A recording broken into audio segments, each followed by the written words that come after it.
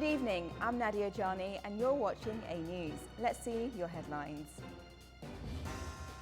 The United States and China continue talks on a tariff truce in Stockholm. At least 4 people, including an NYPD officer, are killed in Midtown Manhattan shooting. And more than 30 people killed in Beijing due to heavy rains and flooding.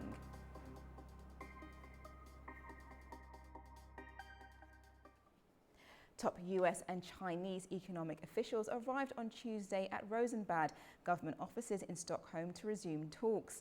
The teams are conducting their latest bilateral round of trade negotiations after previous meetings in London and Geneva. Talks began on Monday to try to tackle long-standing economic disputes with the aim to extend a truce and keeping higher tariffs at bay. China is facing a 12th of August deadline to reach a reasonable tariff agreement with President Donald Trump's administration. It follows Beijing and Washington, who both reached preliminary deals in May and June, putting an end to weeks of escalating tit-for-tat tariffs. Nick Harper has more on these talks from Washington. Well, this is the third round of official talks between the two economic powerhouses since US President Donald Trump earlier this year raised tariffs on Chinese imports to triple-digit levels. The primary goal of this set of talks is to try and extend a fragile trade truce that's due to expire on August the 12th. The negotiations come after a week in which we've seen the Trump administration announce deals with some of the US's biggest trading partners. That includes a deal with Japan last week and over the weekend with the European Union. Also over the weekend, President Trump said that a deal with China was very close without providing any specific details. And on Monday, he said he'd love to see China open up their country to US trade. But the US Trade Representative, Jameson Greer, the man who is involved in the finer discussions and negotiations, has played down expectations. He said on Monday that he did not expect some kind of enormous breakthrough during these talks in Sweden. Instead, he told Business Channel, CNBC, that he expects the meeting to result in continued monitoring of the agreement thus far and making sure that key critical minerals are flowing between the parties and setting the groundwork for enhanced trade and balanced trade going forward. He also noted that these talks were the third such meeting in the past 3 months. The first 2 meetings in Geneva and London in many ways were more about de-escalation, reducing the tensions between Washington and Beijing. We were told that this third round was going to deal with some of the nitty-gritty, the real details of the discussions and the things that both sides were trying to agree on. Greer, though, has said just the fact that the US and China are talking in a more positive way is in itself what he called a good sign. Trade analysts suggest that we're likely to see another 90-day extension of the tariff truce that was agreed back in May. That will probably be the big outcome in Sweden during these discussions, another opportunity for both parties to spend more time really trying to work out what they want out of this agreement, that 90-day pause giving them an opportunity to do so. And it could also facilitate planning for a potential meeting between President Trump and Chinese President Xi Jinping later this year. Nick Harper for A News in Washington, D.C. US President Donald Trump has stated he is not pursuing a summit with Chinese President Xi Jinping. In a statement shared on the Truce social platform on Monday, President Donald Trump emphasized that no summit with President Xi is currently being sought. He added that he may consider traveling to China at Xi's invitation, which Trump said had been extended. At least 4 people have been killed, including a police officer, after a gunman opened fire in Midtown Manhattan. New York police say the suspect has been confirmed as neutralized and investigations are ongoing. In the heart of New York City, multiple people were shot inside a Manhattan skyscraper that houses major financial firms and the National Football League headquarters. Police rushed to the Park Avenue office tower on Monday evening after a gunman opened fire inside. Authorities say at least 4 people were killed, including a New York Police Department officer. Officials have named the suspect as 27-year-old Shane Tamura, a Nevada resident who died of a self-inflicted gunshot wound, according to authorities. According to our law enforcement partners in Las Vegas, Mr. Tamura has a documented mental health history. His motives are still under investigation, and we are working to understand why he targeted this particular location. Just steps from the city's financial core, many residents and workers struggled to come to terms with the violence that unfolded. It's awful and devastating, and there frankly is nothing else to think but why couldn't this have been prevented? Why was this a risk of lives get on? What kind of systems that allowed this to happen and that aren't Middle East? I just feel less safe. You feel it, and, I don't know, like I used to feel a lot safer, more comfortable, just being in the area, being in the neighborhood, and I don't anymore, honestly. I really don't. Speaking just hours after the attack, New York City Mayor Eric Adams acknowledged the wider toll of gun violence and the pain facing the victims' families. Gun violence has scarred so many neighbors and ripped apart too many families across this entire country. And we will continue the fight to do all we can to protect our city. But tonight we mourn for those who were killed. And we pray for the families as they go through this painful moment. Democratic mayoral candidate Zoran Mamdani says he was heartbroken on social media platform X, expressing solidarity with the victims and gratitude to the first responders. Investigators are now combing the scene for answers. At least 17 people were killed and dozens injured after Russian forces struck a prison in Ukraine's Zaporizhzhia region.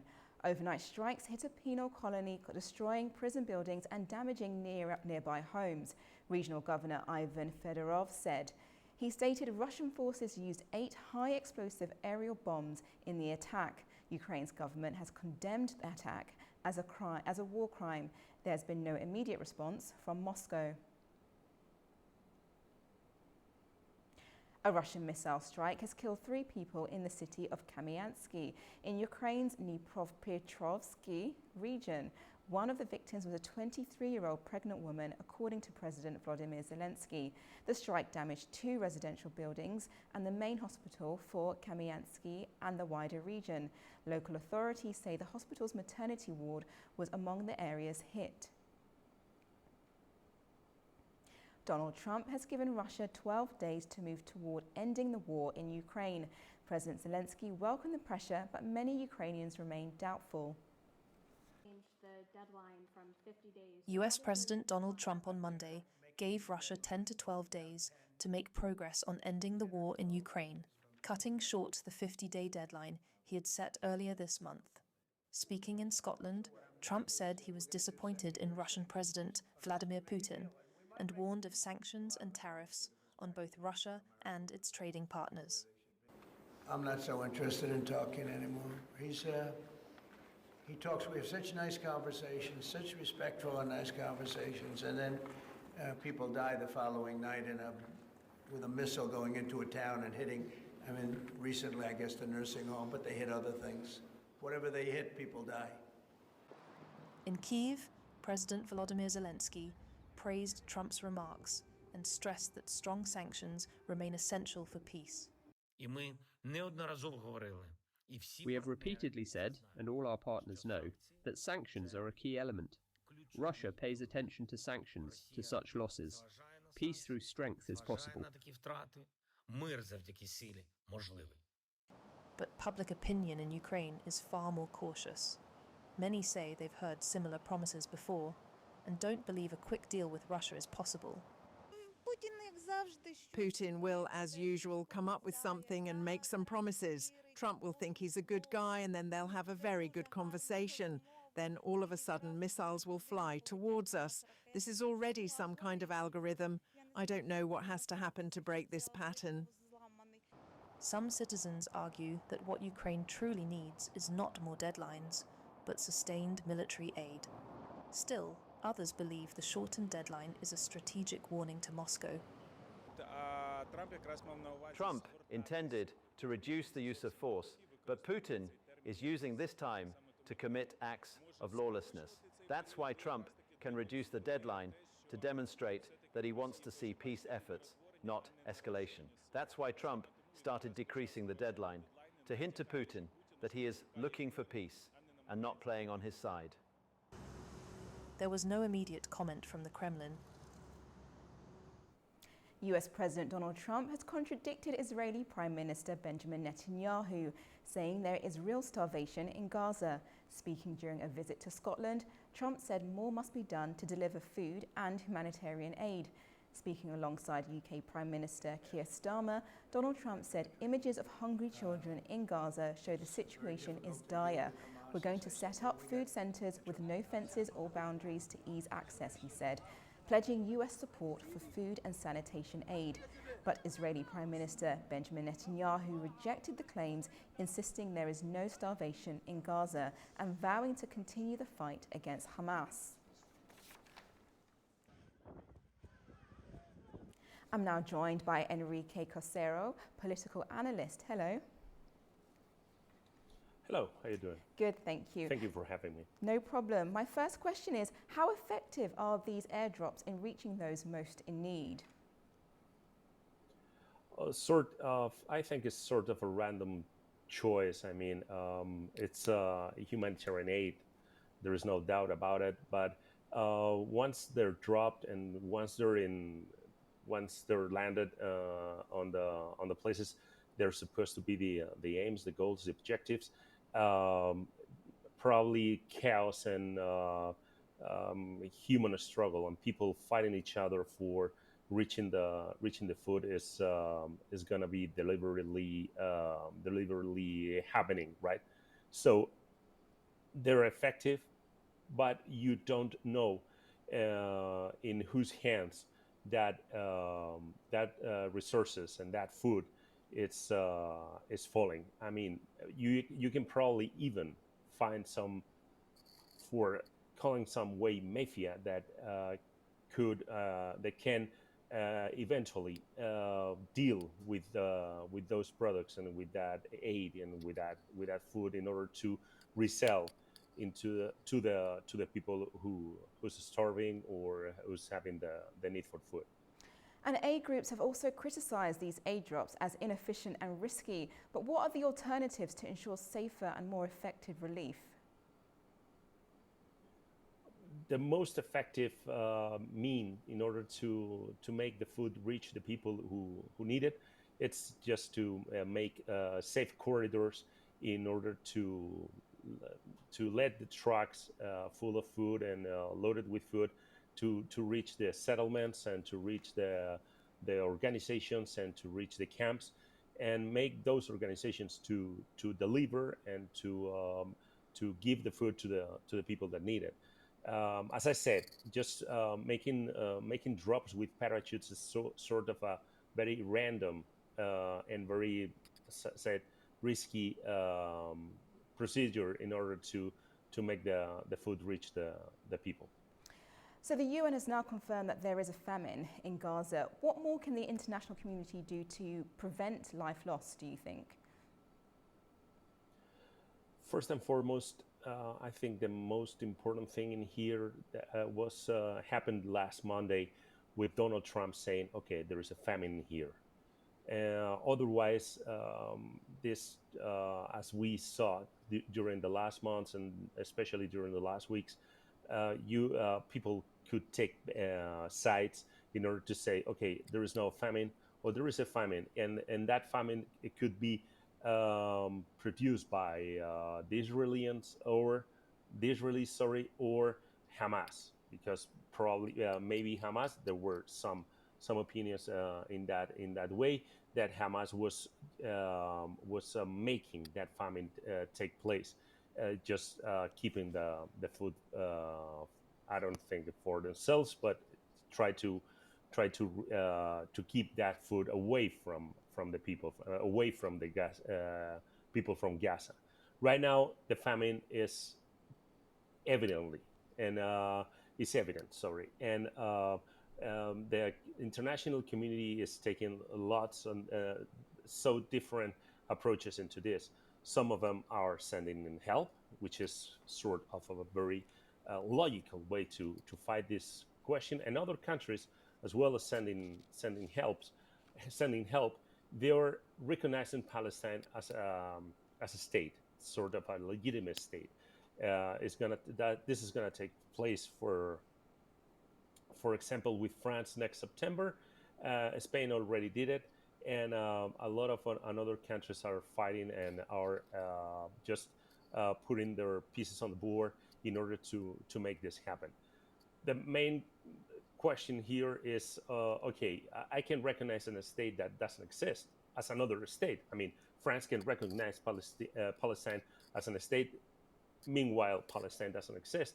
But once again, do the Palestinians, do Gaza, does Hamas wants that state in order to make a new country, or are they gonna fight again for the whole land, which means keep the fight and keep the war against Israel?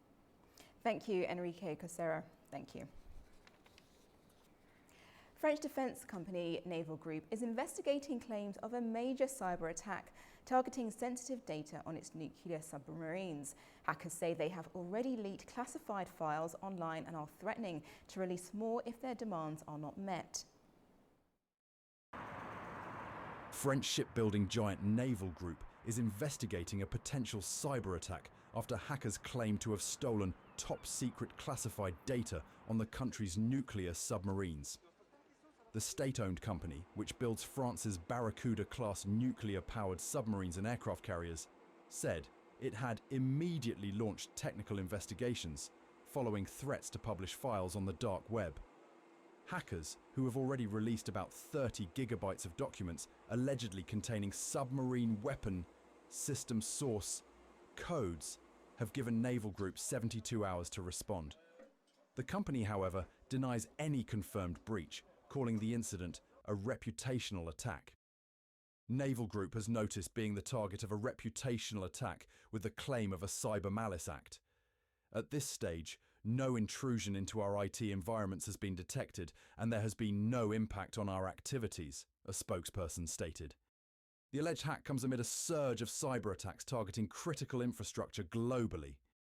Naval Group, which employs over 15,000 people and reported revenues of 4.4 billion euros, is majority owned by the French government, with defence giant Thales holding the remaining stake. Tensions remain high as Thailand accuses Cambodia of violating the ceasefire that was reached on Monday, according to reports. It's after days of violence over a disputed border between the two countries. However, Cambodia says it's quiet at the border since the ceasefire was agreed. Thailand claims that clashes have continued at a disputed border with Cambodia.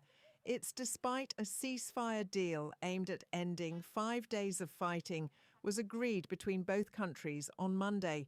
Major General Winthai Suvari, spokesperson for the Royal Thai Army, says Cambodian forces attacked Thai territory in several places overnight. He described it as a deliberate violation of the agreement. Meanwhile, Cambodian Prime Minister Gunman said in a Facebook post on Tuesday morning that the front line has eased since the ceasefire at 12 midnight. At least 38 people have been killed and more than 300,000 people have been displaced since deadly clashes erupted last Thursday. International pressure to end the conflict has mounted. US President Donald Trump intervened on Saturday, warning that trade negotiations would be frozen until the violence stopped. Both countries now face the prospect of a 36% US tariff starting on Friday if hostilities continue. An immediate and unconditional ceasefire was agreed after talks in Malaysia, together with officials from the United States and China, aimed to halt the worst fighting between the neighbours in more than a decade. Malaysian Prime Minister Anwar Ibrahim called it a vital first step towards de-escalation and the restoration of peace and security. Beijing is facing its most intense rainfall in years, with at least 30 lives lost and tens of thousands displaced.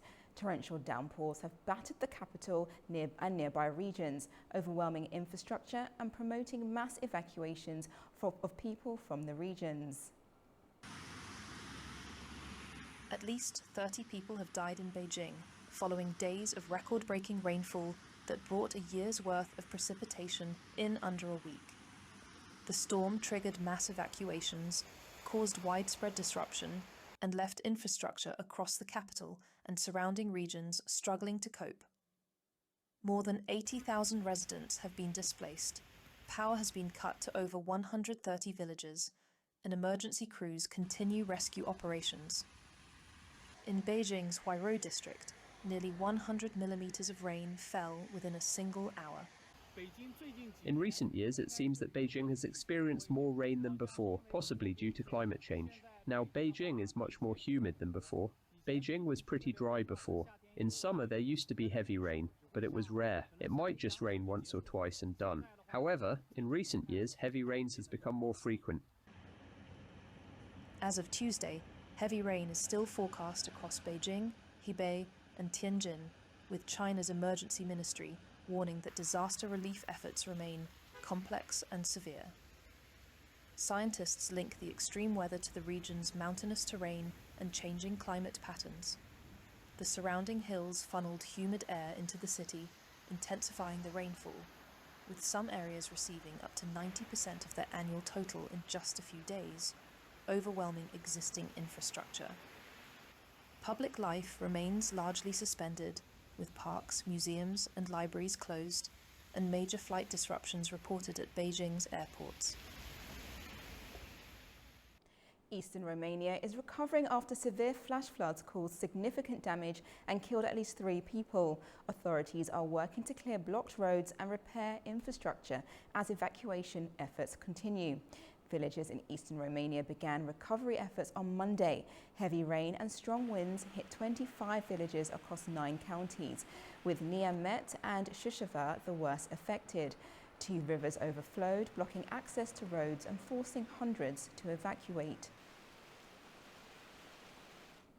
From heavy flooding to wildfires in Portugal, the country is battling multiple wildfires as scorching temperatures and strong winds have created deadly conditions across the country.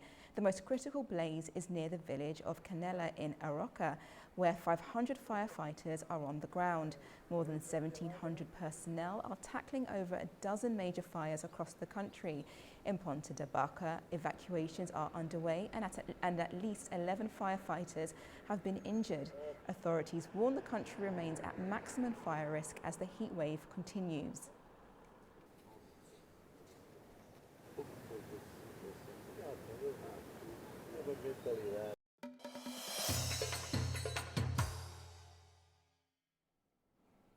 Ali Akbar Velayati, senior advisor to Iran's supreme leader, warned that the Zangezur corridor is a US-led project aimed at isolating Iran and Russia, threatening regional security and Iran's ties to the Caucasus. Now joining me is Mr. Fariz Ismailzadeh, member of the Azerbaijan parliament. Hello. Good evening. Good evening. My first question is, how does Iran's supreme leader view the role of the US and Israel in the Zangezur corridor project?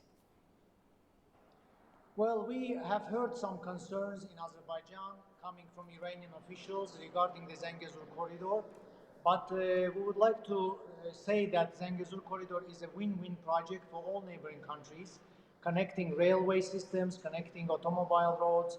So it's a connectivity project, transportation corridor, which will benefit all countries. And here in Azerbaijan, we believe that there should not be any concerns about the political and economic motives of this project.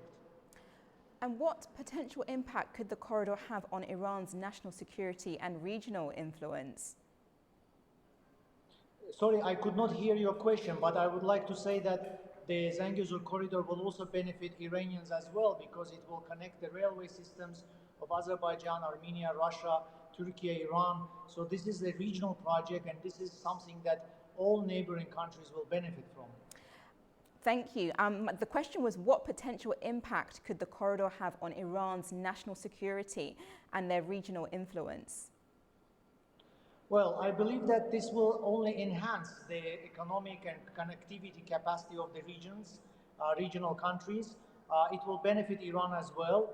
I don't think that it will bring any damage to Iranian national security. It will only add to the connectivity potential of this country. And how might it affect, economic and political ties between Iran and its neighbors? Well, certainly with Azerbaijan, it will improve the connectivity, it will increase the trade. Also with Armenia, I think that this will also contribute to the peace in the region, which our Iranian officials have also advocated for. So I believe that this Zangezur corridor will bring benefit to all neighboring countries, and I doubt that this will be only serving in the interests of US, as some Iranian officials claim. It will be actually more advantageous to the regional countries and regional economies. Thank you very much, Mr. Fariz Ismailzadeh, for joining me. There has been growing concern over the treatment of Afghan refugees abroad. The foreign ministers of Iran and Afghanistan's interim government held a telephone conversation on the mass deportation of Afghan nationals from Iran and the worsening humanitarian crisis in Gaza. Tamim Bahis has more from Kabul. In a call that touched on some of the region's most urgent issues, Iran's Foreign Minister Sayyid Abbas Araghchi and Afghanistan's top diplomat Amir Khan Muttaqi spoke about the fate of Afghan refugees and the wider geopolitical crisis in the Middle East. Muttaqi described the deportation process of Afghan refugees from Iran as concerning and urged Tehran to ensure any returns are carried out gradually and with dignity. According to Afghanistan's foreign ministry, the Iranian side pledged to address these concerns and respect the rights of those being sent back. The issue of mass deportations has put additional pressure on Afghanistan, already struggling with an internal humanitarian crisis. Thousands of Afghans are being expelled each week, often with little notice or support. The two ministers also exchanged views on other bilateral issues, including border cooperation, Iran's water rights, and expanding consular ties. Both sides underscored the need for constructive dialogue and stronger regional coordination. Meanwhile, the ongoing war in Gaza was another key point of discussion. Both ministers condemned what they called the genocide and war crimes committed by Israel and urged Islamic countries to convene an emergency meeting of the Organization of Islamic Cooperation. They called for immediate coordinated action to halt the violence and deliver aid to civilians. Iran hosts one of the largest Afghan refugee populations in the world, and any shift in deportation policy could have major consequences for Afghanistan's fragile stability. Kabul says it wants to ensure that returning Afghans are treated with respect and that regional cooperation continues despite the challenges. This is Tamim Bahis in Kabul for A News. Turkish President Recep Tayyip Erdogan met his Kazakh counterpart Kassym-Jomart Tokayev in Ankara. In his two-day visit, talks are expected to boost ties across the sectors. The meeting will focus on deepening cooperation in the Middle Corridor, infrastructure, trade and culture. As part of the programme, the two leaders will co-chair the 5th Turkey-Kazakhstan Strategic Cooperation Council, with several new agreements expected. Ukraine's Naftogaz has signed its first agreement with Socher Energy Ukraine, part of Azerbaijan's state oil company, for the purchase of Azerbaijani natural gas. Naftogaz says a test shipment of gas is being delivered through the Trans-Balkan route along the Bulgaria-Romania-Ukraine corridor for the first time. Chief Executive Officer of Naftogaz said that while the initial volume is small, the company calls it a strategically important step toward long-term cooperation and greater energy security. The move is part of a wider regional effort supported by gas operators from Greece to Moldova to offer new supply routes and diversify Europe's energy sources. Turkey is facing record high temperatures after more than 50 degrees Celsius was recorded on Friday. As temperatures spiked to unprecedented levels, residents are struggling to cope and firefighters battling the increasing numbers of wildfires. Turkey is experiencing one of the most extreme heat waves in its recorded history. On Friday, temperatures hit 50.5 degrees Celsius in the district of Salopi of Sirnak province in the southeastern part of the country, the highest ever recorded. In Adana, already known for its intense summer heat, residents say this year feels unlike anything they've faced before, forcing many to find ways to escape the warming conditions. The heat is suffocating. What can we think about in this heat? I mean, everyone's desperate to leave Adana and escape. As you can see, everywhere is deserted. Unfortunately, that is the way it is. We prepare before heading outside and we're trying to get back as soon as we finish our work. Were we just not understanding when we were kids? We didn't know how hot it was. But now we're older, we feel even more intense heat. The climate has changed too. Yes, these fires are affecting the atmosphere even more, giving us even hotter temperatures. Across the country, the intensity has triggered dozens of deadly wildfires, which has forced thousands of people leave their homes, and firefighters have had to battle the flames from spreading. While hot summers are typical in the Mediterranean, but experts say more intense heat waves have contributed to destructive wildfires in recent years amid fast rising temperatures across the globe. Istanbul's historic Hagia Sophia is turning to cutting-edge technology to secure its ancient legacy as it welcomes millions of visitors each year. Our correspondent Ali Aziz has more on this report. The iconic 1,500-year-old Hagia Sophia Mosque has now been equipped with an AI-supported security system, featuring hundreds of upgraded cameras throughout the monument. According to Deputy Director at Istanbul's Foundations Authority, Levent Çetin, the smart system can instantly detect unauthorized access to restricted areas, alerting staff for rapid intervention. This is aimed at preserving the historic structure while also ensuring safety for worshippers and tourists alike. Since its reconversion into a mosque in 2020, Hagia Sophia has implemented a detailed visitor management plan, balancing accessibility with preservation. Entry and exit points have been reorganized to prevent crowding, while sensitive features like ancient mosaics are now protected by physical barriers, allowing controlled access to select galleries. Beyond security, the site also features an audio guide system in 23 languages, enhancing the visitor experience without disrupting religious activities. Until now, ongoing restoration projects on the main dome, minarets, and nearby historic structures continue under expert supervision. With artificial intelligence now part of its preservation efforts, the Hagia Sophia is blending heritage and high tech to ensure its legacy endures for generations to come. For A News, this is Ali Aziz, Istanbul, Turkey. That's all we have for now. Thank you for watching and stay tuned to A News.